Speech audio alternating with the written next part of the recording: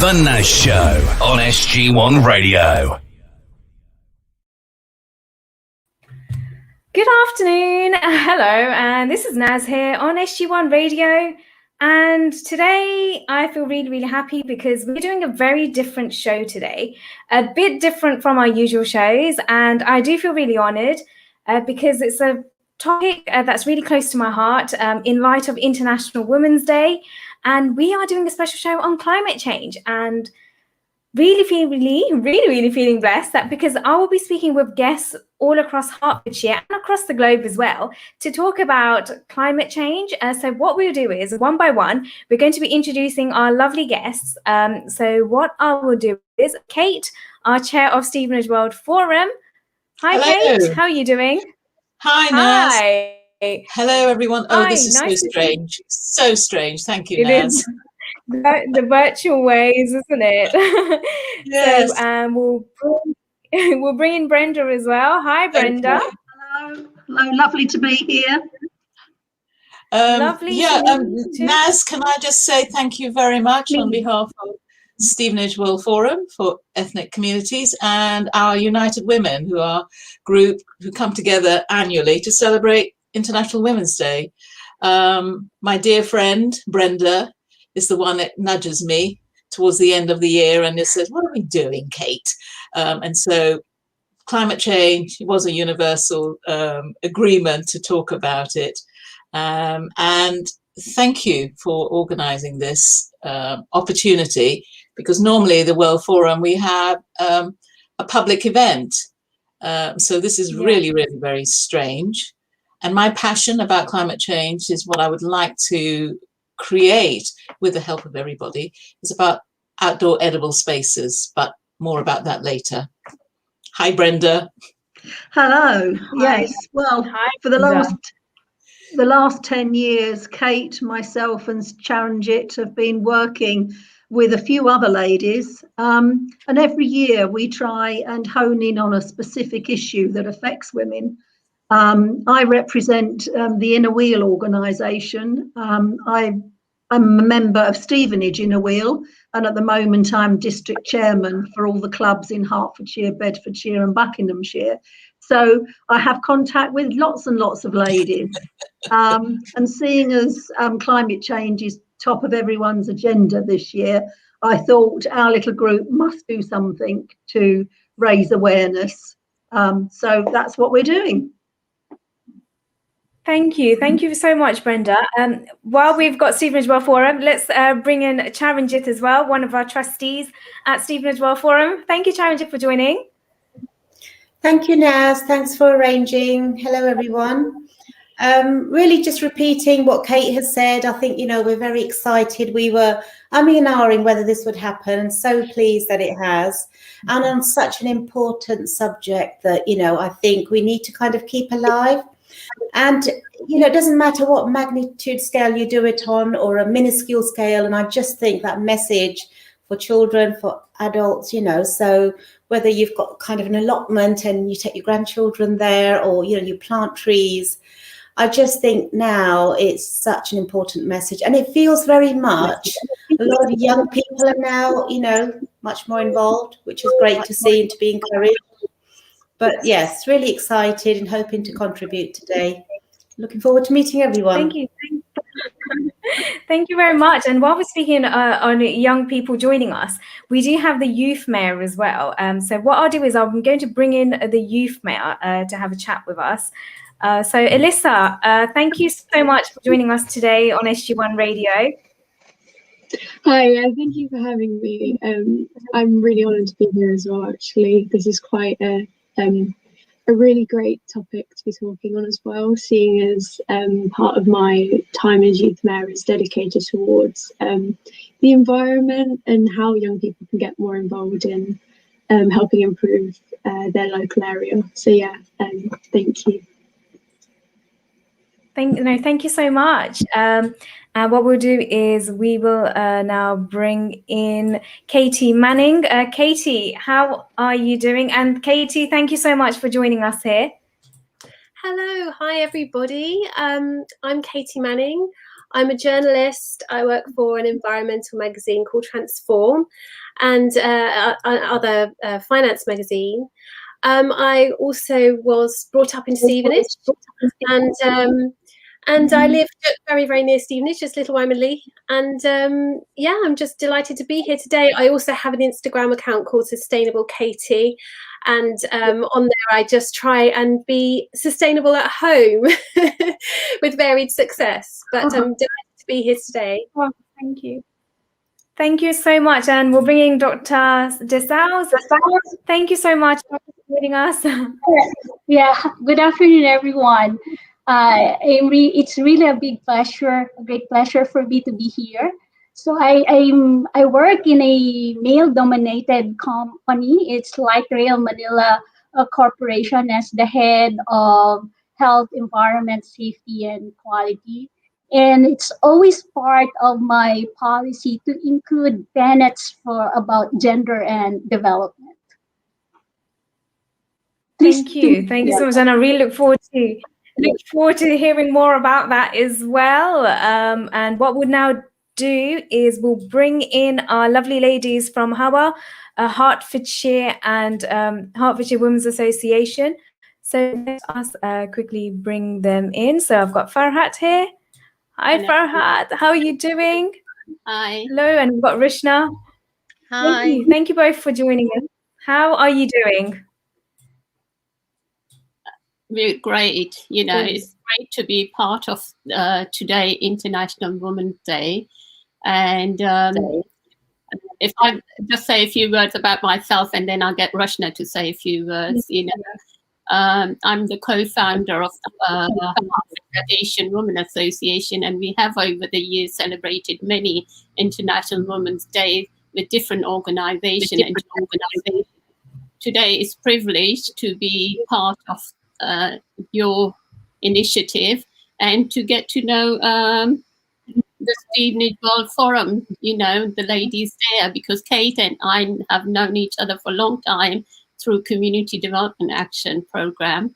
And I'm also part of Sustainable St. Albans working group. So we are currently organizing a big 2 weeks festival in St. Albans. So I'll be telling you a bit more about that later on.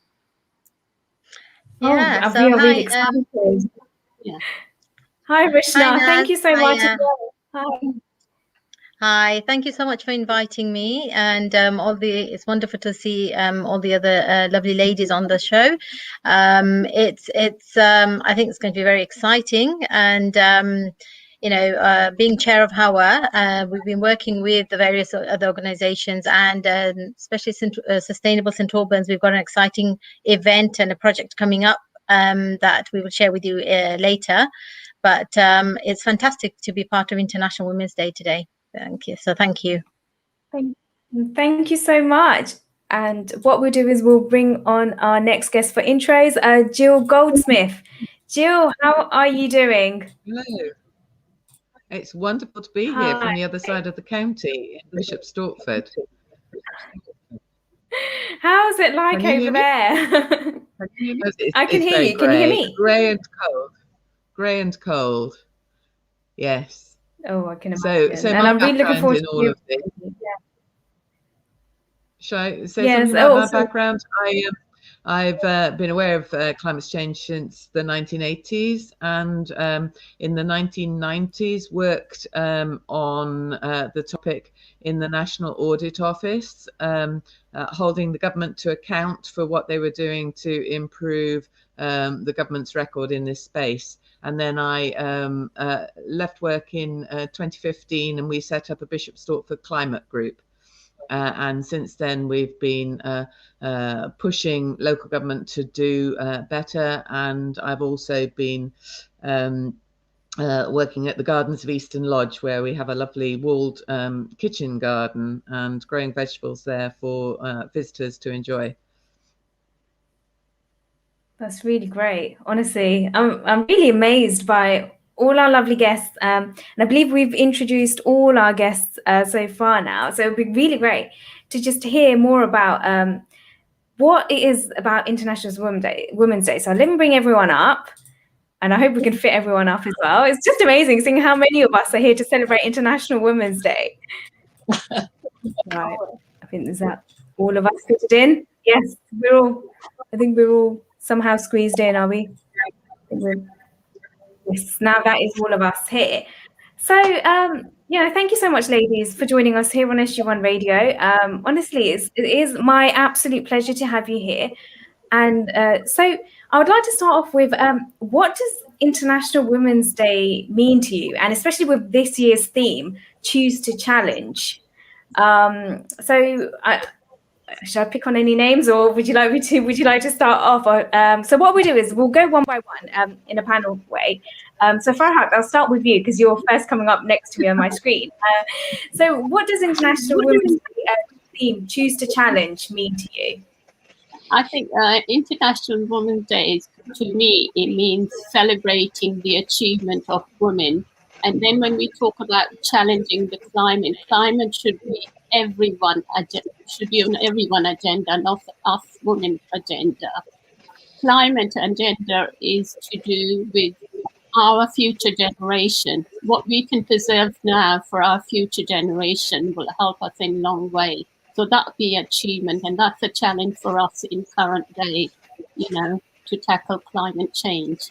And we all have to be, put our voices together to challenge that. That's what it means to me. Very, very well said.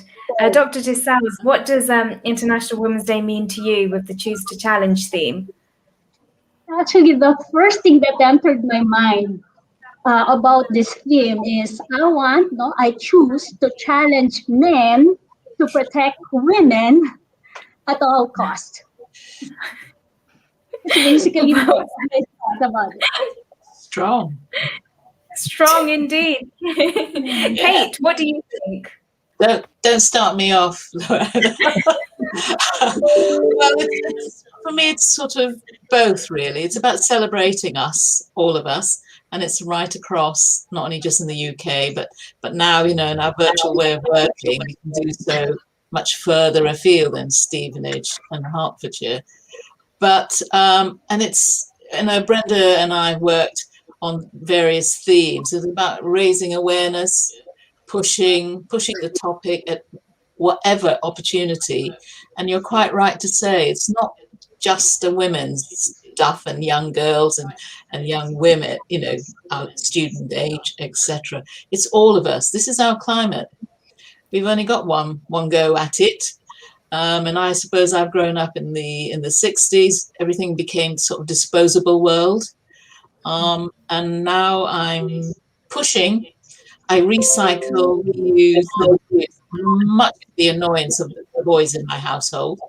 And I do it at work as well. So I'm trying. And I want to do something with the community. Oh, by the way, I have a day job, and we have a community garden in St Albans as well. And that's where Hawa have a little plot of land. But yeah, I'm still thinking about International Women's Day. Oh, thank you so much, Kate. Brenda, would you like to add any further to what Kate has said? Well, I think our little group every year rises to challenge, because I think we've been challenging the status quo for many, many years. And we've been trying to include men, include younger people, and the general public, and raise awareness of so many issues. The UN theme for this particular Women's International Day is all about female leadership. So, I think women are paving the way in so many areas, and the environment is one of them. If you go on the internet, there is a group of ladies called Tree Sisters who are planting trees throughout the world. There is a tree wall being planted across Africa. So much better to have a wall of trees than a wall of bricks and concrete that divide people. So, yeah, I think International Women's Day is a day to celebrate, but also to rise to whatever challenge is there at the time. And this year, it's the climate. Yes, absolutely. Katie, what would you like to say about International Women's Day? Well, I think it's a great message because, and I love the idea that we come together to challenge on climate change, because I think that is one of the major issues right now. But I also think it means not standing by and letting other women be denigrated. And I think we've seen a lot on social media where, especially Twitter and places like that, where experts and women, and even during COVID, I noticed that Dr. Nisreen Alwan, this associate professor of public health, epidemiology and things, that she was being attacked online. And you know, I just think if we stick up for women in that way, not getting involved with trolls and whatnot, but just letting them know that we have their back, then it makes it easier for women in science to be supported. And I think that's so important because they're doing such good work. And also, I think, so there's that reminder not to tolerate unfairness. But also, I think it's also about challenging yourself and your own self-imposed boundaries, and perhaps that sense of imposter syndrome that we women seem to suffer from more than everyone.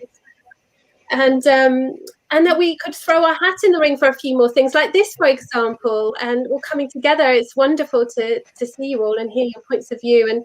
And you know, we can ask for that pay rise, we can ask for that new opportunity, and feel as though we are just as worthy as anyone else. And quite frankly, the world needs us to do it because our voices are of value, and you know, especially with climate change.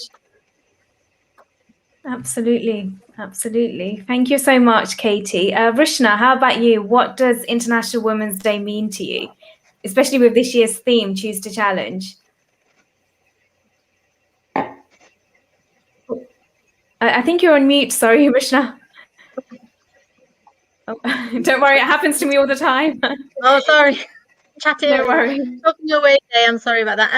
I think International Women, what it means to me is celebrating our strengths, you know, our girl power, women power, you know, and sort of celebrating all of that. But at the same time, in terms of climate change, is to raise that awareness within our communities, within, you know, our forums, and raising that awareness, because the mothers are the educationists of their children. So raising that within our children, because they are our future generation, and this climate change is going to affect them. It's you know, going to affect our future generation. So it's important that we tackle this issue now and not just leave it up to the men. You know, we women can do this, and we can take this forward as well and be part of that change, because if we don't have a voice there, we can't influence and impact the decision making. So we need to be there, girls.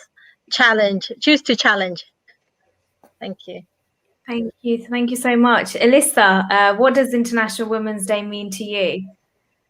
I think to me, it means, especially from a youth perspective, how the increasing want and need for like better environmental structure for the rest of us. I think it shows that there is a real increase in people wanting to get more involved and wanting accountability from the government and like politics to try and improve people's local area, and especially with the amount of activism going on with frequent protests from young people. I think it shows that it is a big issue, especially within young people, and I think it also shows that that people are getting more and more interested in the environment and trying to increase awareness.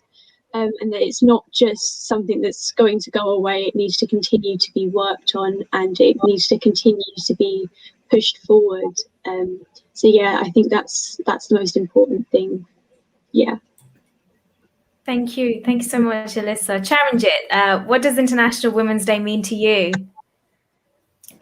Well, I suppose, you know, everything that people have already said, but isn't there something quite powerful about women coming together?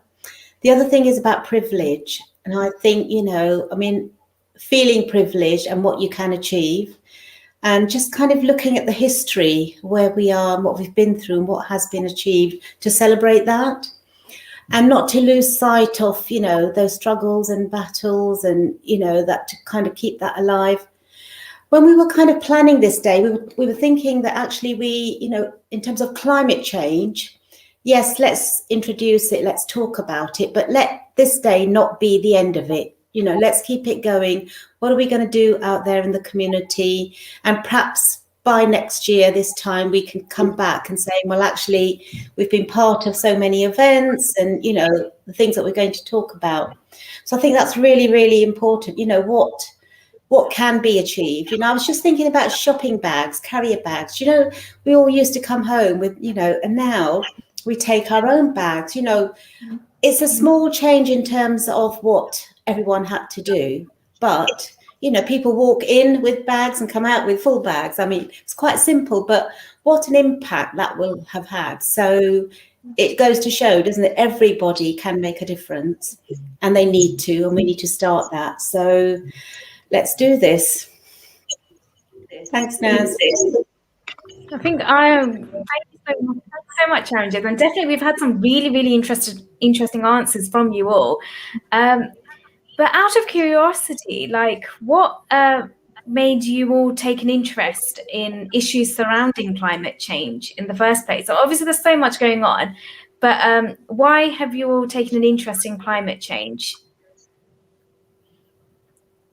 Anyone want to shout out answers?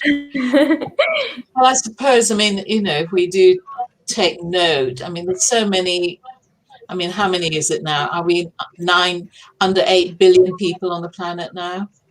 There's an awful lot of us, and we haven't really planned about how we're going to resource it in terms of food, water, travel. It's all gone a bit too mad for me. We're not spending enough time reflecting on what's, you know, there are the bigger issues, but what can we as individuals here now do to try and mitigate it, try and, you know, raise awareness, but big time amongst young kids, not to waste. I remember when I finished college, I had the privilege of going out to Burkina. It was then called Upper Volta. It's now Burkina Faso. And at that time, it was the third, I think, poorest country in the world. And when I went, it was a severe drought.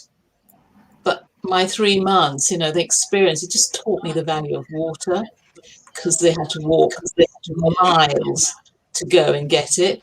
And don't throw anything away. They just, the local Fulanis, the local Tuaregs, just reuse whatever they had.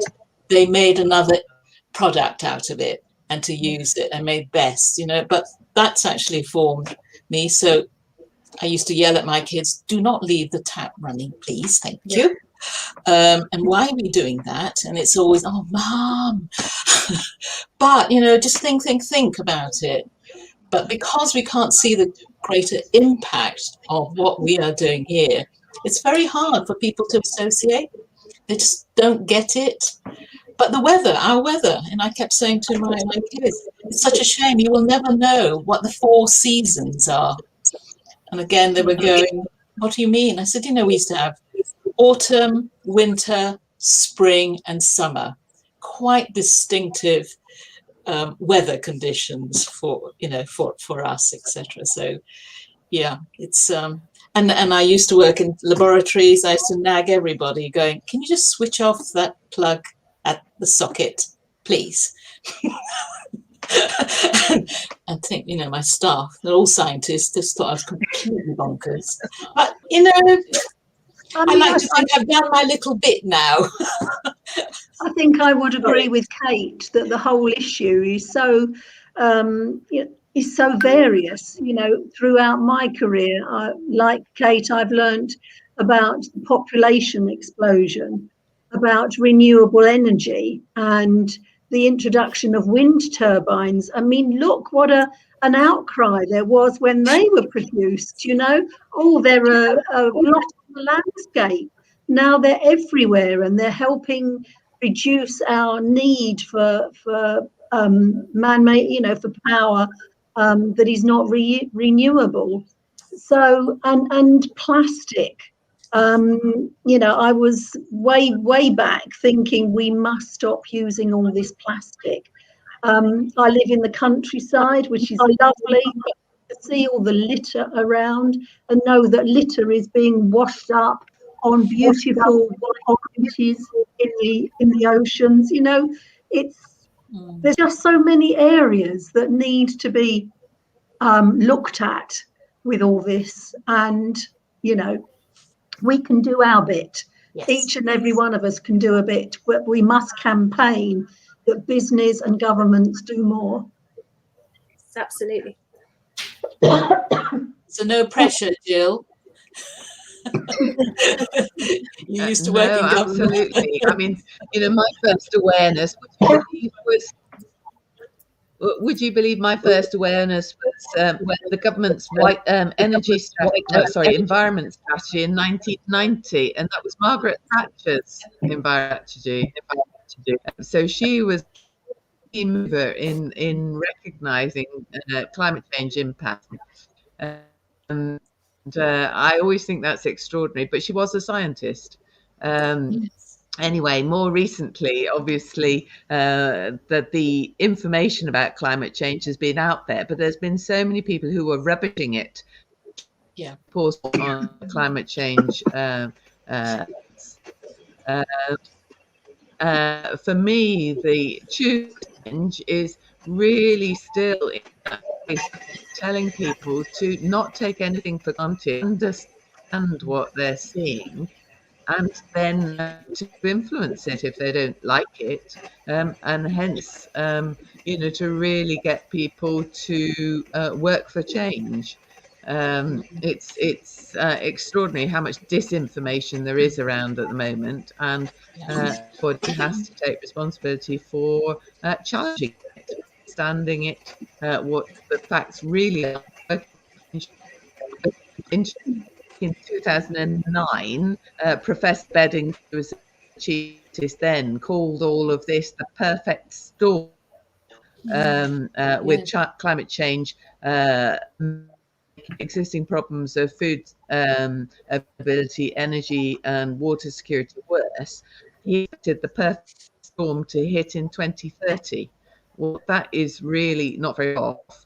That was what he thought in 2009, and we're now still talking about we've got 8-9 years to change things before we get a hideous, vicious cycle of the climate change reinforcing itself and making things worse. So we really, really have to try and up the ante, get more change more quickly. Yeah. In my country, the Philippines, it is an archipelago and comprised of around 7,641 islands. So it's really very vulnerable on climate change. We already experienced severe weather conditions in the past decade. In 2013, if you remember, Typhoon Yolanda with the international name Typhoon Haiyan, which really devastated the whole city of Tacloban in the Philippines. So it was really an awakening call for all Filipinos. We need to really intensify our preparedness in terms of disaster response. We raise our awareness on the risk and impacts of climate change in our country, particularly those living in the coastal areas. 50% of our population actually lives in the coastal areas. That's around 55 million. So they will be very, very vulnerable in sea level rise, typhoon, tsunamis. And of course, the most vulnerable actually are the migrants, informal settlers, those living along those coastal lines like the fisher folks, and also women. Women because of their societal role in the Philippine community or Philippine culture, that they have to be the one who will be feeding their families, who will be taking care of the children and all. So it's basically an issue of glut. So there's threat to food, there's threat to jobs, there's threat also to security. Our country always ranks first or sometimes second in the annual global climate risk index. So it's really, really real to us, and we really need to do something. Thank you. No, thank you. That's really, really interesting. And you've all got very good answers about climate change as well. And I'm intrigued to know, who would you say has been your biggest influence in you taking that interest? Is there a particular public figure that you look up to when it comes to climate change? Can I answer that? Yeah, okay. My biggest actually influence is because I worked in the university. So basically, I love to read books about the environment. So it's basically Rachel Carson and her book Silent Spring. So my background is chemical and environmental engineering. So I love chemicals, and I'm basically very interested if they are put in center stage. So the impacts of chemicals and the harm they do to the environment. But I am more drawn to the title itself. It's because of the metaphor of the title, Silent Spring. Since spring symbolizes life, rebirth, and positive change. But when the word silent now added, it now signifies death, decay, and negativity. So it also symbolizes women in our society when they are silenced. So we cannot be silent anymore. We have to be, we should be the voice for all women. We should be the voice for our environment. Can I just say, I think for me, I think my biggest influence was my father. Coming from Bangladesh, as you all know, the climate effects in Bangladesh, it's quite devastating. And for me, it's very important and, very close to my heart that Bangladesh and countries, is, I think 2/3 of Bangladesh is less than 5 meters above sea level, which is a grave concern, going forward. If climate change is happening the way it is at the moment, we're going to see devastating effects to Bangladesh. And, for me, it's raising that awareness within the country, but also to my children and, my, because they are the future. And if they don't have if they don't take action or raise awareness now, then, things won't get done. And for me, it's raising that awareness. Even if we start, from where we are at the moment, start locally, to do our bit for the environment, and then raise awareness to sort of have a bigger impact if we all come together, because it's going to affect all of us. It's a global issue that needs to be addressed. And if we don't educate our children and the next generations, then that action won't be taken. And places like Bangladesh, like Maldives, which is a beautiful, beautiful country, are being affected as a result. And that's why climate change is very close to my heart. Thank you, Rishna. That was really, really well said. And you are right. I think education is one thing. If we don't educate our next generations or our current generations, we're not going to understand. Elissa, from a young point of view, who would you say has been one of those public figures that you look up to in terms of climate change? So I look up, so for me personally, I look up to Emma Watson as just like a amazing women's rights activist, as well as she's just an all-round amazing activist looking for the environment as well. But on a more personal level, I think the other youth councillors from Stevenage Youth Council, it's their passion for like just trying to improve their local area in any way that they possibly can. And it's the kind of extent that we all go to try and make sure that the youth kind of have the best possible outlet to kind of express their feelings towards their local government.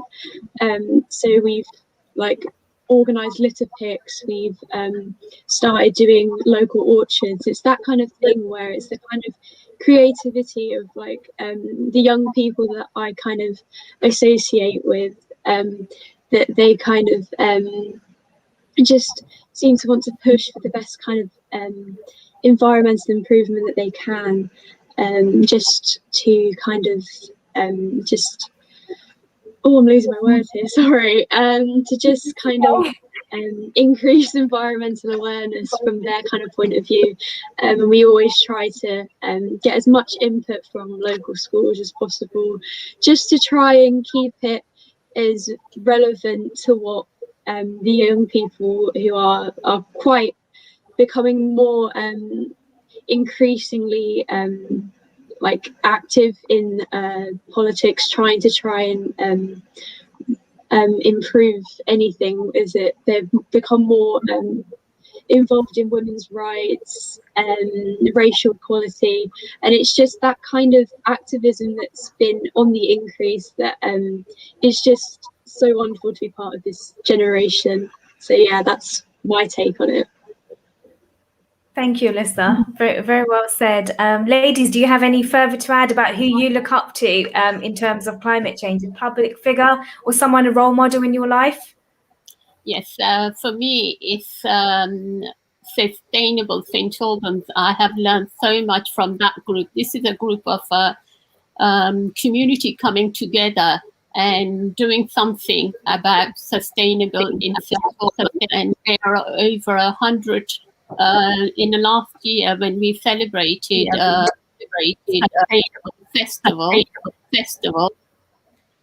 We had over 100 group taking place, so we all do something for environment. And then what I did from my learning point is I learned so much from David Attenborough film, The Plastic Ocean.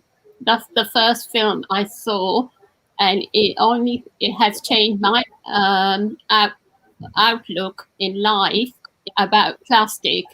And so what I have learned from this is I started to observe the plastic so much, what its damage is doing to our environment, how it's damaging the planet, the ocean, the sea life. So what I have done is I work locally with sustainable groups, but I also do this year for the first time, Hertfordshire Asian Women's Association, we're going to link our natives countries with Sustainable Week.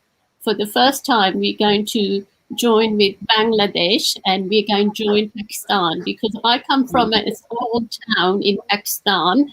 It's a beautiful town called Buffer, and it's surrounded, can I just draw you a picture of, it's surrounded by a beautiful mountain. It sits in a valley and it has a river flowing. But everybody's been throwing rubbish, the litter, the plastic, it goes into that river. For me, the challenge this year is going to be, I'm going to be hopefully showing that film, The Plastic Ocean, in the local 2 schools in that village. So I can educate the young people, the children, the future generation, what plastic is damaging that river. And then we as a woman, we got to think, look, the makeup that we use, how do we dispose our makeup? It goes into the water. What damage does that to the environment? So that's something is going to be a learning point for me this year, to look at those issues. And hopefully next year we can bring that forward to the International Women's Day. This is our learning point. What can we learn more from each other? Absolutely. Thank you. Definitely. Thank you, Farhat. That was really well said. Yeah, that was great. I have a similar kind of inspiration behind me, because I've interviewed a few people who I found incredibly inspirational. Obviously, that's how I really became involved with environmental movement, is through my job.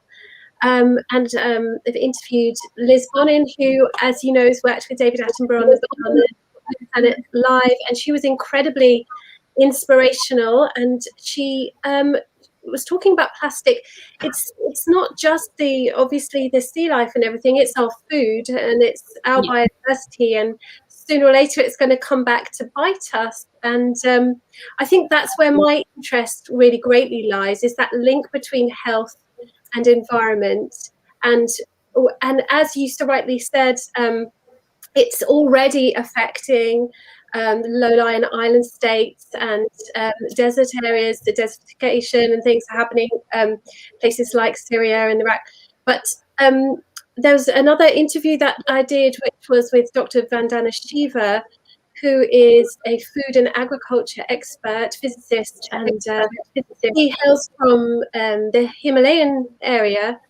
And she's just incredibly inspirational. She talks about this link between losing the female knowledge of the land and of plants, and of really being invaded by big agricultural corporations and petrochemical corporations who are imposing their GM seeds and GM crops on these areas.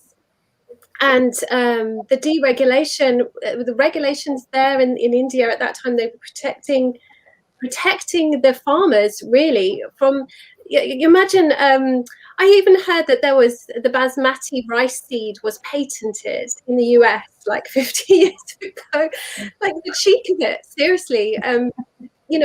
Previously these farmers they had their own seed, and they would plant them. And it all seems to come, and she puts it much better than I could, but this sort of masculinization of nature, of the sort of conquering, the taking over of nature, the raping of nature. And we've lost this indigenous knowledge that the women had, where they would just pull out a part of a tree, a part of a plant, and it would be sustainable, and it would feed their families, and they have the diversity. Instead, what we have now is big agriculture growing GM foods, which are actually affecting our guts, affecting our health, and causing chronic disease. Yeah. And to hear Vandana Shiva speak about this, I think it just blows you away, really. The connection she makes between the defeminization of our science and the GM foods and the way that the agriculture is going is completely changed.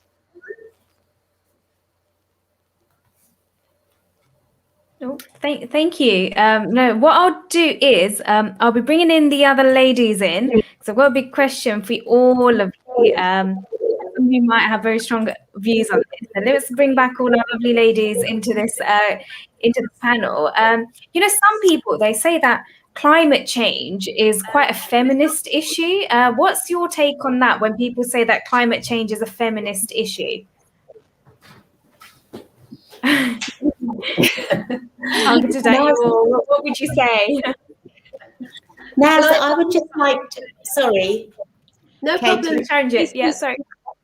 I was just going to say, just picking up from your point about farmers, which is a very touching subject, and those of us that are, following that, it's so true, but don't know whether you've seen it, what's really come across is the role that women have played in that.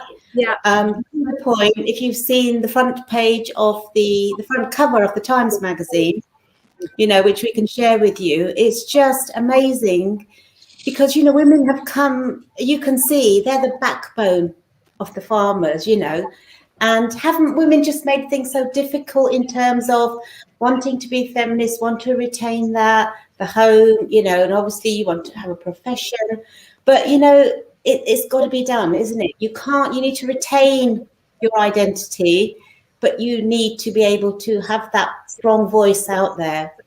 And I think just, the farmers' protest in terms of, what it means for us sitting in this country is that, it's kind of just shaken people to the point, well, actually, everybody needs to do something. And even if they're sharing it on social media, it's, the power that it has.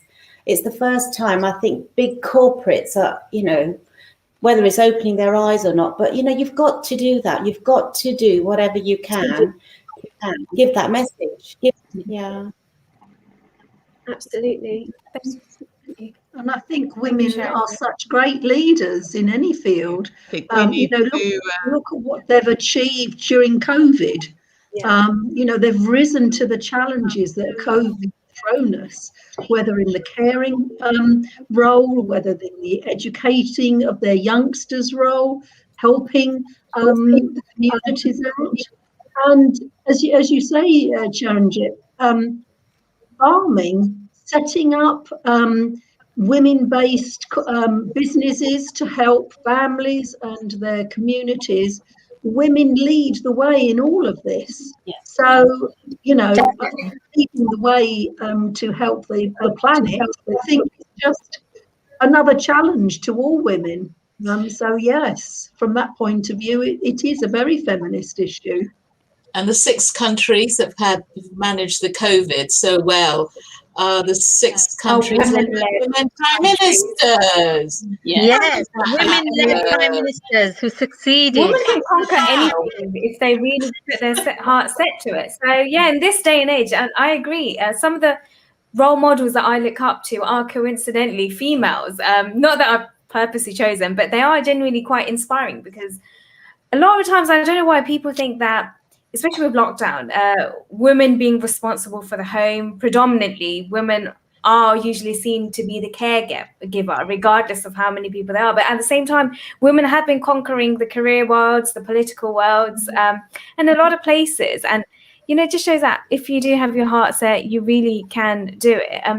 So I'll bring back Dr. DeSales in, because I think we had lost her just temporarily. Dr. DeSales, you're back. You know, all of us, we've been sharing some really interesting answers. And, you know, with the climate change as well, in your opinion, what do you think has been the biggest issue that our climate is facing right now? Sorry. And I think with lockdown was, there were some reports in the news that our planet was looking a bit healthier. There was less pollution. But now things are opening up.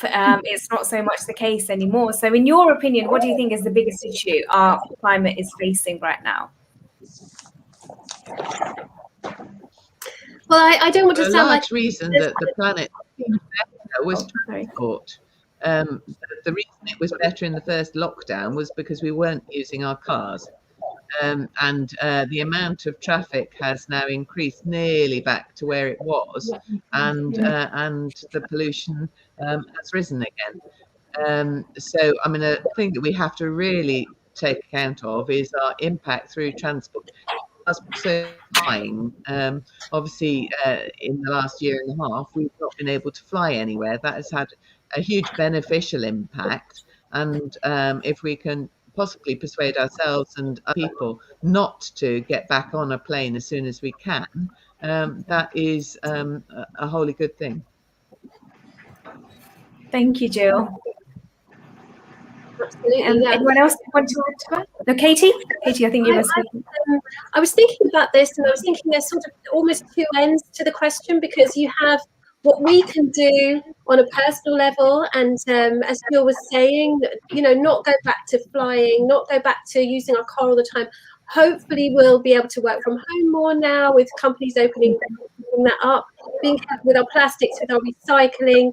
What energy company do you use? What car do you drive? We all have to, like, the petrol and diesel cars will be banned by 2030 anyway.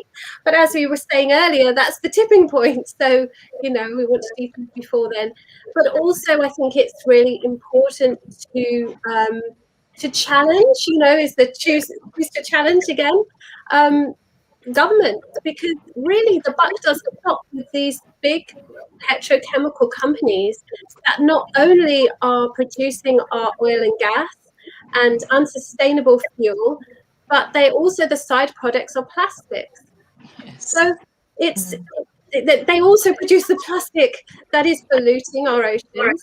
And I mean, it's almost like a sort of a movie, isn't it? It's kind of hold on, these are the bad guys. And they also, with the other products that come from the plastic, the making of the plastics, they also produce pesticides. So the pesticides are also killing our bees, they're killing our biodiversity.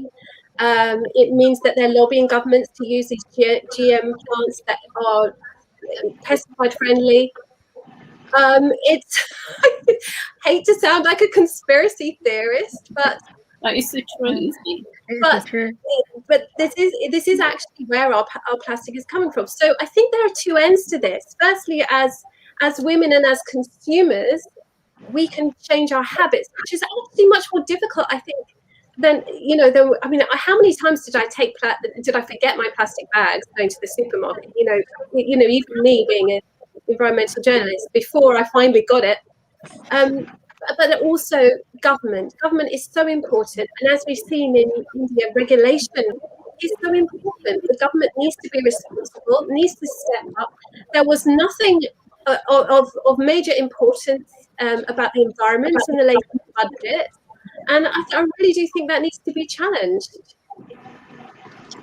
I definitely think, and you're right, Katie, in terms of lobbying the government. I think more action is needed for the government to really up their game in terms of climate change and take it seriously, because obviously the impact is there, the evidence is there that it is impacting our environment, and it's going to impact us all.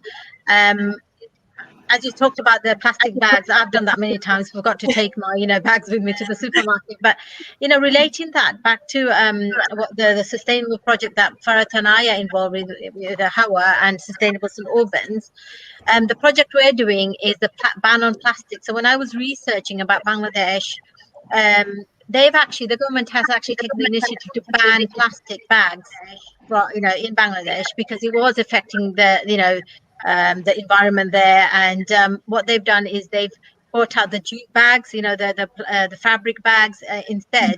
So things like that we can think of, and it's easily done. We can do this in this country, but again, it's lobbying the government to say, actually, we need to take this seriously now. The plastic is affecting, and locally, what we can do for ourselves is, recycle the plastic. Make our children, make our family aware about recycling. Do that more often, and the carbon footprint. Try and reduce the carbon footprint as much as we can. As I said, during COVID, working from home, that's made an impact, because less travel, the transport, less pollution, and it cleared up the world. I saw some pictures of Venice, looking beautiful, and the sea very clear, so just to see that, just within a year or few, how different the climate has just become just by sort of taking a few steps. So if you can add to that and improve that, then I think we'll be on the right steps towards tackling climate issue. I guess let me share. I guess for me, the biggest issue or challenge for climate change is basically the people, us, basically, because we need to commit. It's our commitment to have, say, negative carbon footprint, negative, if not zero, carbon footprint. It's the commitment of our politicians to craft policies, climate change policies that would include marginalized sectors or business people, to basically commit that planet should be first and not profit, for technocrats to come up or invent environment-friendly chemicals or equipment or tools, and then for countries' commitment to use renewable energy, go for mass transportation, and of course, lastly, our commitment. So it's for everyone to commit to really reduce their carbon footprint. We should commit, and we should challenge ourselves to be champions of the environment. So that's the biggest issue, actually. It's I totally agree. What I'll do is I'll aim my next question and my next set of ladies. So what I'll do is I'll bring in, let's see, who should I aim for the next ones? Right, so I have a few questions left to ask. So what we'll do is aim my next question. Right, I think, yes, ladies. So my next question that I've got is, because I know you ladies have been really working really hard in the communities, and And in terms of obviously with climate change, what advice would you give to people within the community on how they can play a part to protect the environment? So what I'll do is I'll start with Alyssa. Because being our youth icon, it would be really helpful to have it from you. Yeah, it's just, I think it's a case of doing your own personal research, looking into any local groups, any local charities that you can potentially donate to or offer your time to.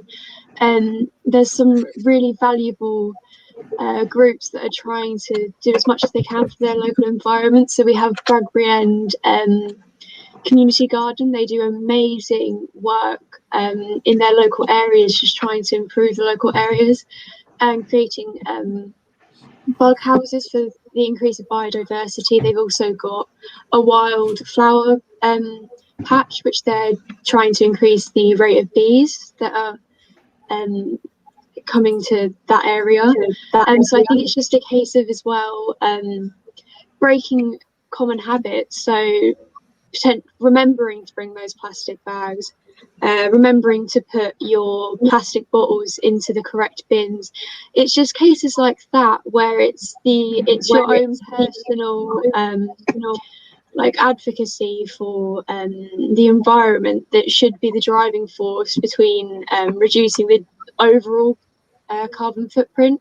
So that's my take on it. And I just think as well that talking to, like, if you're a parent, talking to locals, talking to your children's schools, trying to advocate for maybe less energy, just anything that you can think of that can be done should be done. Thank you, Alyssa. Absolutely agree. Charanjit, do you have anything to add? Any advice? Because you're working with so many different communities in Stevenage, and you're doing really well, Charanjit. What would you say to people in terms of advice on what they can do to protect the planet and work towards a more sustainable culture? So I would say can start at home with recycling. We can all recycle, you know, if we do that seriously. You know, I've noticed we don't, you know, having like 2 black bags sort of a couple of years ago, we hardly have anything that goes in the black bag. It goes in the separate bins, you know, cans, bottles, glass, cardboard. And my children now older are doing that as well. And I think they've learned that. It's a habit, isn't it? I mean, that's where it kind of starts off in the home. Definitely shopping. You know, I actually don't take any other bag. I've got those jute bags and I pick those up every time, or I have some in the car. But, you know, beekeeping, I really like that idea. I mean, I'm not a keen gardener, but I just got a few packets of wild meadow seeds and just threw them. You know, we've got a field at the back of us. So little things that, you know, my neighbour's a very keen gardener. If she's listening, she'll know that I always go to her for advice. But, you know, just having, you know, the bees, learning about why that's important. We used to have a trustee at Stevenage World Forum, and he would talk about bees at every single meeting, Kate, you recall? You know, and we would always try to do what we could, you know, buy the local honey or, you know, just to keep that going. Yeah. So it hasn't got to be, you know, obviously research, having an understanding, having an awareness. And, you know, globally, I mean, I'm even changing the way we shop. You know, I buy what we need to, or I'll go somewhere, you know, buy fresh rather than buy something that's in a packet. I was just reading about crowd farming. You know, why aren't we doing more of actually buying straight from, you know? So, yeah, you know, there is a lot if we think about it. And if we collectively share what's working, you know, the community gardens, what a fantastic idea. You know, Stevenage has always been described as concrete and clay, but it's not anymore. You know, local neighbourhood shops have a lot of green, tree planting. So getting more and more active, you know, in that and encouraging everyone as a starting point. That's really, really well said. Farhad, you've been involved with the Sustfest 2021 as well. So, and you're already doing a lot as well in St. Albans. Can you give any advice to people on how we can protect our planet? there's so much starting from home, starting from my learning point. I learned from our community garden because what we did, we got a vegetable patch and an international herb garden as well. So we got our community Asian ladies. Usually they're very hard to get these ladies to come out. So what they done is they developed their own little patch at the CDA community garden. And we got the ladies to come and share their knowledge of their herbs and things from their countries, about here. But looking at it globally, and, you learn yourself first and then you could teach somebody. If you look back, recycling here in UK, in our St. Albans community, we started about 10 years ago with all these separate bins. And now we know exactly where to put our bin. I have also learned about how to make your own, degradable plastic that you usually throw away, and there's things that you can make manure from, So I have done that, but looking at also about learning from your own point, what I learned, I try to implement to the ladies that I work with. I try and teach them something, and I also take from the ladies what I can learn from, like how Katie was saying about women are the backbones of those community in Himalayan region. But here we got these, I'm talking about the Asian ladies, they got wealth of knowledge, how they used to work without plastic. So what I done is I got these ladies to teach us some of those skills, so we then can show that to wider community. It can be done. So that's how I work on, And you're a great asset to going to my sustainable. I joined them about 5 years ago, but I came across some fantastic group of people who are doing fantastic job about environment. There's so many groups, and I just put their link on our site. Please have a look. You can learn ideas. You can share your ideas with us. And it's the 2-week festival which takes place at the end of May and first week of June. Please look out for that, and we can always share each other, what we can learn from each other as well. And Farhat, I mean, your newish Prime Minister has asked the people to plant 1 million trees. So I was privileged when Farhat and her local Pakistani group said, Kate, can we plant a tree in the community garden? I went, yes, of course. And then why did you choose an apple tree? I chose an apple tree because, I wanted people to have the fruit of that tree for our community. So for years to come, anybody can just go and pick an apple and remind us that was the year we planted. So it was it would have been Imran Khan's second year in last August, but due to pandemic, unfortunately, we couldn't plant a second tree, but we will do another one very soon. But that's learning from that element, because as I explained, I've been brought up here in England. I've been living here for 52 years, so you're guessing my age here now. But I still recently, when you grow old, you go back to your root. And for me, I've gone back to Pakistan, and that's how I got interested in this plastic-free environment, which I'm going to be. It's a stepping stone, but I'm going to try and do something about it. But Imran Khan, he did 1 billion tree in Pakistan, and that's the initiative I recently done with one of the school in Pakistan. We got young children. I got a photograph of young children going out and putting a tree, because those children will see that tree grow. It's like I say, I will plant a tree, but let someone else sit in the shade, and that's what I'm going to do. I'm going to plant more trees at our community garden, and hopefully someone else will sit in the shade. Yes, I mean, I got a freebie saplings from the Woodland Trust, and I know I get teased a lot by going, okay, Kate, where have you been? So I managed to get about 120 saplings, and we planted that in the garden in November. So I mean, it's a great community activity there, really, isn't it? Great spirit as well over at the community garden, because throughout the COVID, we kept safe distance, but we did go out for that fresh air and do some work. There's a fantastic group of, like what has happened is with our community garden, it's brought us as a group together, and we got so much to share. It just created that closeness, and I didn't know so much about plants, but we are always learning from each other. And there's a group of us, we get together on a Thursday morning between 10 and 15, and we all do different thing at the community garden. We now got so many group involved, which is fantastic, And I think you mentioned young people and schools, and I think this is an area where, secondary schools in particular, if they could recycle more and have recycle bins in the hall, crisp packets, cans, bottles, all those sorts of things, that's not too difficult for schools to take on board. Yeah. If they want to try and create a community garden, youngsters can learn about growing herbs, vegetables, plant, fruit trees, so much the better, and to bring to their families. And then everybody can join in the produce as well.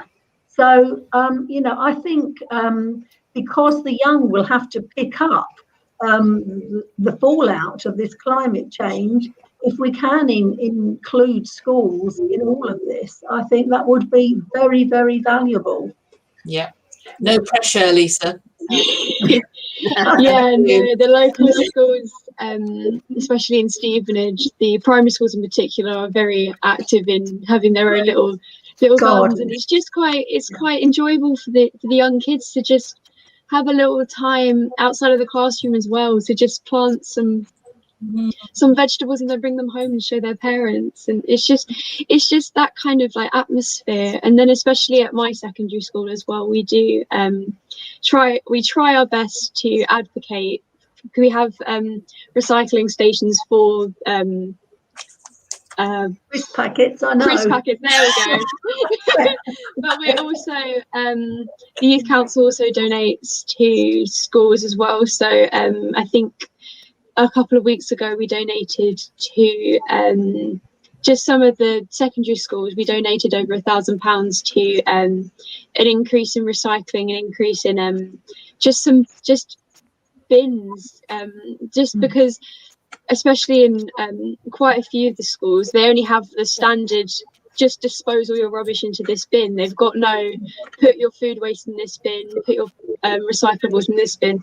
So it's just the kind of thing as well where it's making sure that every possible grounds are covered, especially for the young people. And it's just the kind of young like advocates trying to push it. There's a lot more on social media trying to educate everyone else and try to just even those that aren't interested in local politics, but they're interested in getting their voice out or just trying to educate the rest of their peers. It's just really wonderful to see that everyone's trying to get involved as much as possible, and just taking a real big interest in it. Yeah. Good. Is that job done? Yeah. My daughter is set up an eco team in John Henry Newman, and I know she'd be so interested to connect with you and the youth council and then sort of just connect that work up. I think it would be so valuable to just make that connection. So thank you so much for all that information. That's so helpful. Yes, that's absolutely fantastic, Alyssa, what you're doing. Keep up the good work. And I just want to say, during lockdown as well, some of our HOWA members, what they were doing is they were growing plants in their garden. And we had in our last HOWA magazine, we had some of our ladies displaying some of their fruits and some of their crops that they've harvested. And and it was a way for them to sort of relax with their children, and go to. And one of our members, she had an allotment, so she was sharing, like she had big sort of gourds and cucumber and all sorts of things that she grew, and absolutely fantastic. She said, the children absolutely love to see it grow from a seed to a lovely fruit or a vegetable.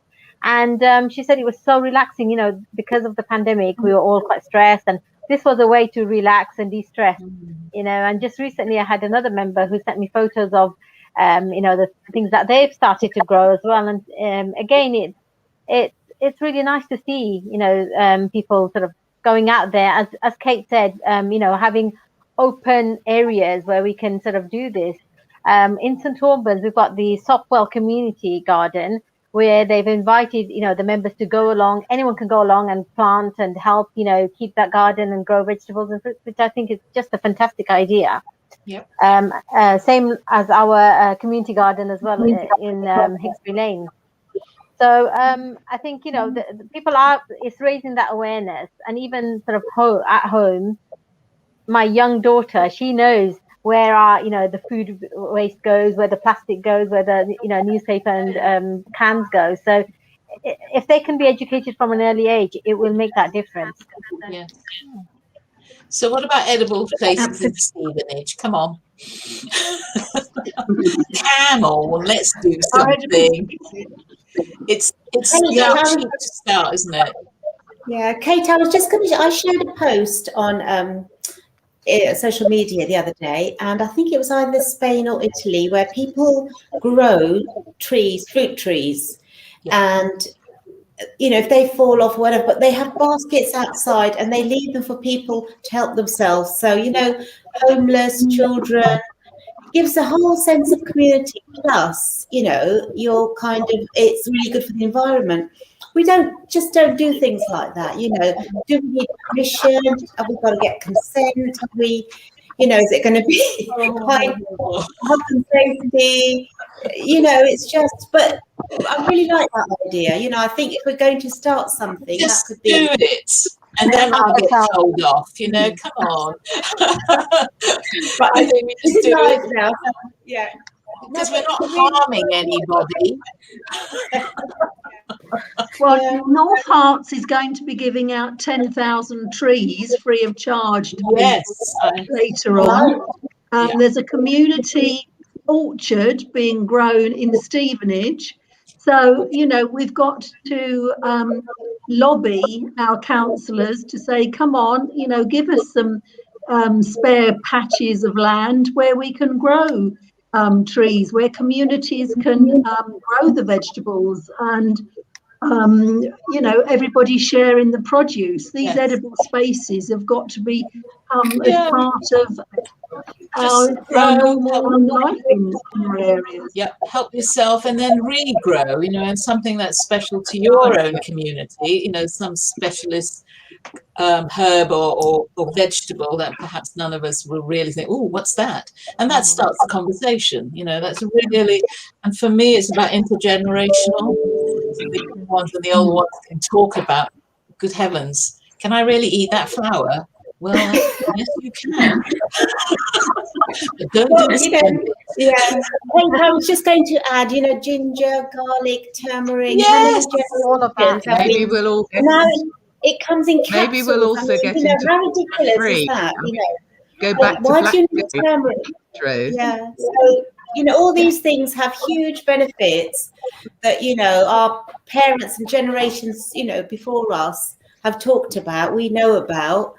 And people are kind of making money out of them by, you know, putting them into capsules and selling them. You don't need to do that. You know, it's abundantly available. You know, you can grow garlic. You know, I don't know if you can grow ginger in this country, but, you know, it's available to use. I'm trying. Okay. Jill, sorry, I didn't hear what you were saying. I'm sorry, I interrupted you. Jill, she was talking about blackberry. We all understand that we don't need to be 100% perfect. And we can, as say, also pick food for free. You know, there's blackberries in the hedgerow. Yeah. There are a lot of plum trees around the countryside and dams. Yeah. There's a lot we can just collect. So when we're allowed, let's do a foraging thing, Brenda. Let's get some kids to learn how to forage. Yes. I mean, it's also bringing the communities together, isn't it? It's bringing people together when you have those edible, allotments or edible areas. It's about having those conversations, coming together, socializing aspect as well. It's community cohesion and integration. Yeah. Absolutely. I can see we're running. Oh my gosh, we're over our 1 hour, but don't worry. What I'll ask is, my last two questions I've got is why do you think it's really important that women take up roles in science and environmental roles? Because naturally, as from our answers we've had today, women have, from generations, have been working so hard, whether it's home remedies or environment, they've always been really intrigued and interested by it. So why do you think it's really important that we see more women take up roles in science and environmental roles in an otherwise male-dominated industry? I think Dr. Dessals, she'll have more of a better idea to start with. Dr. Dessals, and being from that industry yourself, do you think, why aren't we seeing more women in those roles than men? We seem to see a lot of men in these roles, but not so much as women. In my industry, which is I'm in a rail company, where 33% of our employees are women. So basically, we started actually with 0 train drivers, train operators, and now we're around 10 or 12 women now doing the train driving. So it's a little bit, a strong win for us. But I guess, though, to answer your question, that it's really important that women should be involved more in science and technology. It's because of the nurturing, the caring, and the protective instinct of women. Yeah. So we need more inventions, more technologies that would embody basically, these feelings that could be translated into some inventions.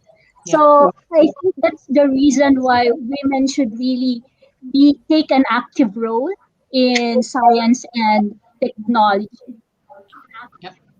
Thank you. And far more support in careers at sixth form, if there is, upper school. Just start, planting. Sorry about the plant.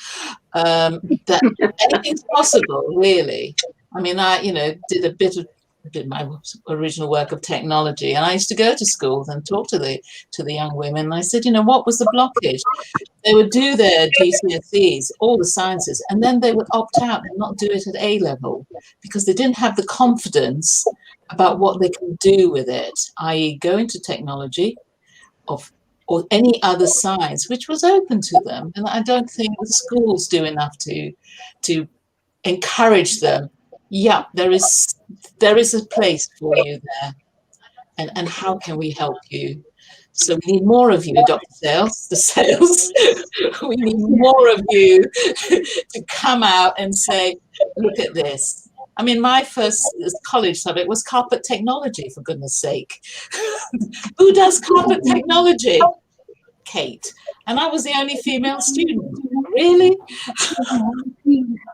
I was the only female student in my GCSE physics class, and I thought that was insane. Like, how could I be the only female doing GCSE physics? And it was really annoying when the teacher would say, okay, now it's time for a girl to answer the question. Oh, Nasmin, you're like, literally, that's how it was. And I do kind of wish, and I'll be honest, I wouldn't have chosen physics as a GCSE if my dad didn't push me into it. My dad actually pushed me into GCSE physics. Not that I pursued it at a later point in my life.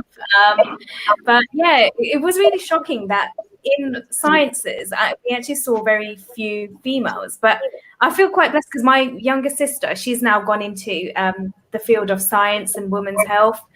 And she's really interested by it. So hopefully we'll see more women. And actually on her course, there was only one guy, I think. And things are changing. So there were all women, obviously for women's health and reproductive science, but there was only one male in there. So maybe we are seeing some changes.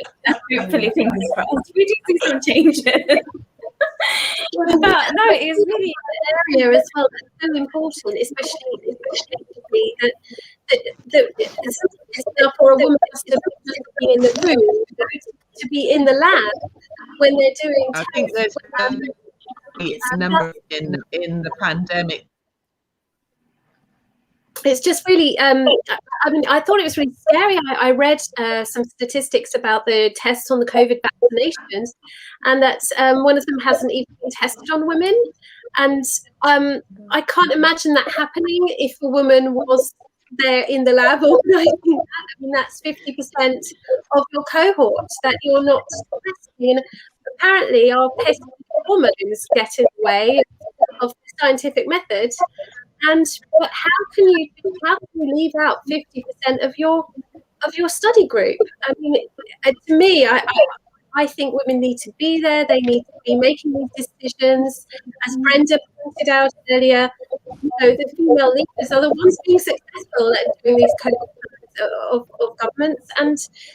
And I couldn't agree more as well with the idea that the women that their nurturing nature is what makes them ideal for research, for looking out for, you know, dangers, and, you know, for researching for science. So yes, I think it's incredibly important that we get more girls into STEM and respect them when they're there, and, you know, not denigrate them. I feel we also need I feel we also need a positive role model. You know, these ladies should be visible, because often we don't see these images of lady being scientists or, you know, in technology. That needs to be highlighted more, because coming from a youth group background, you know, I used to work with lots of youth and as an education advisor. And I felt that here, the advice to young people was given in year 9. And I felt we always said that was too late for a young person to decide in year 9. So touch wood, now we're getting career advice in year 7, which was a really important move to move it, because by the time you get to year 9, it's so hard to make that choice whether you want to go in science or technology. Yeah. So absolutely. I think sorry, go on, Kate. No, because then you're being sort of almost corralled into one specific stream, and then that's it. You know, you can't come out of it. You know, because when you're first year at secondary, you know, it's this bewildering. Why would I be looking at? That's for old people, and I'm talking about probably 16-year-olds. You know, when you're just 10 or 11, we need to be a little bit more careful how we support, especially the young girls, into thinking about their careers, and continued support. You know, once they get into a workplace, how else can they be supported? Are there coaches enough for them? And you know, before my original business, it was you had to be so careful to didn't use the word stress, because that was almost a sackable offense. And if you're a woman, well, what do you expect? All these stories, you know. But we do need also coaches in the workplace to really encourage them. Yeah, you know, what else can you do? I always remember stretching my female workforce. If I can give a plug for a radio program, if you can pick it up on, you know, after the event, Jim Al-Khalili, the scientist, he interviews a lot of women scientists on Radio 4 on a Tuesday morning. So, you know, if you can pick those up afterwards, they're brilliant. And you get to hear about the wonderful achievements of women scientists, many of them very young. So brilliant program. Yeah, do listen to that. Thank you. Thank you. I was just going to say, my son... Rishna, you were saying something? Oh, sorry. I was just going to say, my son was doing his master's. His dissertation was actually on, he works in a construction firm, and his dissertation was on why women are not going into the construction industry. what the reasons were behind that. So he did a dissertation on that was his dissertation on that exact topic. And going back to what Kate said about having coaches in schools, I think that's a fantastic idea, because I've trained as a transformational mindset coach, and I think if we target, the mindset of the children from an early age, it will set them up for life, rather than doing it at the end, at the sort of the end stage where they're in year 9 or year 10, where the time pressure is, oh my God, you got to choose something. What do you want to be?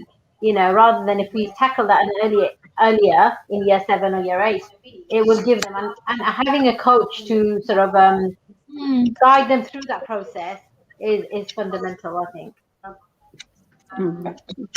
Absolutely. Thank you so much. I can see one last question I've got for everyone, if I may, and it is, how important do you ladies think it is for women to lift each other rather than compete, as it is International Women's Day special? Very. I think it's very, very important. Rather than competing, we need to work together to make a bigger impact. If we all put our voices together, we will make a bigger and better impact than rather than competing with each other. We don't need to compete with each other, because we all have qualities that we can bring to the platform, and we can all bring our qualities together and voice our opinions to make that impact. As you say, the choose to challenge. Let's challenge together. Yes. Yes. And the sisterhood of women will be stronger if we go forward together, rather than individually. Some individuals, of course, can make a tremendous impact, but I think if we can stick together, then we can make that difference. Yeah, I think as well, it's the kind of already struggles that are already put in place with gender stereotypes and gender roles. So I think as well, it's the kind of relatability that all women have, that especially in like the environmental and the STEM field, that there's such a toxicity around that kind of field, and I think it's the fact that if we do want and we do need more women in that field, I think we do need to, as experiencing all the same kind of problems, and I think it's just a case of trying to lift everyone up and encourage everyone just to try and break those stereotypes, so then more women can feel at home in those kind of roles, and then they can continue to have any kind of career that they want, and then not let anything else stop them. So yeah. Absolutely, Alyssa. And I do think that women have suffered this stereotype, especially environmentalists. Women have suffered these stereotypes since time began. And I was talking about Dr. Vandana Shiva earlier, and she was in the Chipko movement in the Himalayas, and they were literally the first tree huggers. And I think you might be able to correct me, but I think Chipko actually stems from the word hug, or the tree huggers. I might be wrong, but and then you have the women at Greenham Common. I'm old enough to remember the women protesting against nuclear power at Greenham Common, and in the media they were so badly treated. They were, it was all burn your bra types, and they get washed, and they get children properly. And it's a real sort of political kind of nasty attack on environmentalists, women in particular. We're seen often as being more emotional about things. I mean, just look at the way Trump treated Greta Thunberg. Yes. And I loved her response to him, by the way. Yes. He just said, go and watch a nice movie with the friends, Donald. It's absolutely brilliant. But yes, women have been fighting this a long time, and we are at the forefront, I think, of the fighting for the environment, and have always been so, because we are connected with the earth. We feed our children. We are the food growers. We need to continue that, pass that knowledge between communities, and I want to learn how to grow ginger as well, please. Maybe, like you said, to lift each other. Absolutely. yeah, I guess we are all united in one language. Yeah. We came from different countries, walks of life, but basically we just speak one language, which is the language of love, the love for our family, for our country, for the environment, and the love for our fellow women. Yeah. I mean, the saying is, if you educate a woman, you will educate a community. Yeah. Because that's what we do. We share. We talk, we share, we learn, and we do. We don't just talk about it, we actually do stuff. Yeah. Get things done. We make the impact. We take action. Yeah. Yeah. And make it look easy, don't we? Yeah. Stop talking about it, just do it. No, I think it's been really fantastic having you ladies join us on SG1 Radio. Honestly, I just don't know how time has gone so quick. I asked for your time for 3 to 4, but you all stayed an extra like 30 minutes to talk about climate change, and I'm so grateful. What we need to do is, before we finish, and for the photos, we need to strike the choose to challenge pose, I think. Yeah, so that we can take a nice screenshot of this for later. So yes, everyone, thank you so much for joining us. We got it. Yeah, I'm going to be taking a screenshot. I'll send it to you after. Here in the Philippines. Thank you. So yeah, my hand is up wonky. Yeah, thank you so much. Honestly, what I'll do is I'll end the live stream and then we'll have a quick chat.